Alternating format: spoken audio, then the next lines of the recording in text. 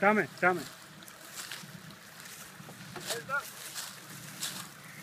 Извади си клона, който се показва изотзад зечак. Ела от тук го виж, Веско. От тук ще е по-лесно. Ела от тук. Назад? Не, стой така, стой. Веско, отзад мисля, че ако го натиснеш под ти гличаш, ще... Това си по-напред тук. С този склон, този склон го натисни надолу. Васи, това ще правим напред и амортизьор.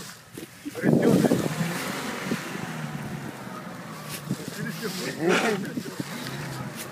Стига.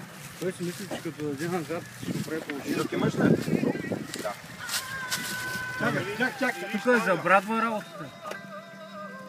Или за щилка, как се казваш, щилка. Не, с чук и от тук да го избия назад. Не, Има сферестьор, бе, усилил си амортизьорите.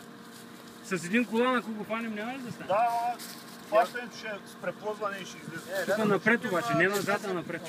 Назад? Не, напред. Отзад първо го събори. Дай да го снимам този чук, бе.